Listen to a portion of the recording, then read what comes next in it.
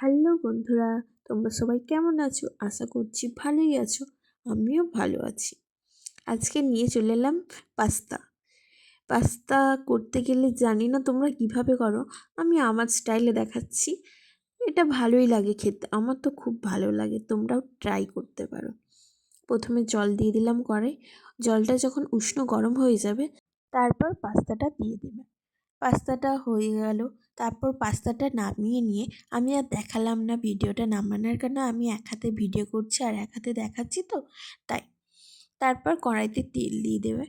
তেল দেওয়ার পর আমি আগে থেকেই কুচিয়ে রেখেছিলাম গাজর আর পেঁয়াজ কুচি, আমি এই দুটোই দিচ্ছি। তোমরা চাইলে আরও কিছু অ্যাড করতে পারো, বাট আমি এই দুটোই দিচ্ছি।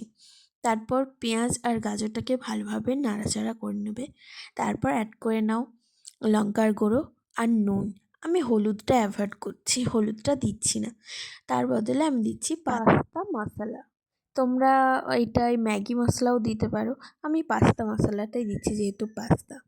তারপর এটা একটু নাড়াচাড়া করে নিলাম। এটা ভাজা যখন হয়ে যাবে, তারপর আমি ডিম দিচ্ছি। তোমরা চাইলে ডিমও দিতে পারো, নাও দিতে পারো। আমি এখানে 2টো ডিম দিচ্ছি।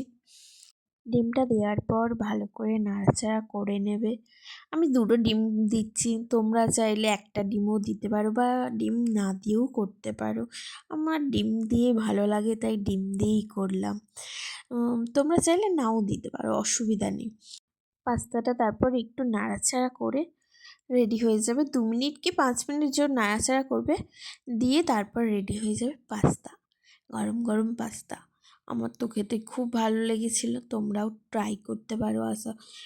যদি ভালো লাগে আমার চ্যানেলটাকে সাবস্ক্রাইব করে দিও, প্লিজ প্লিজ প্লিজ সাবস্ক্রাইব করে দিও। ভালো লাগলে লাইক কমেন্ট শেয়ারও করে দিও। টাটা বাই বাই, আজকের মতো এখানেই শেষ। তোমরা খুব ভালো থেকো, দেখা হচ্ছে পরের ভিডিওতে, বাই।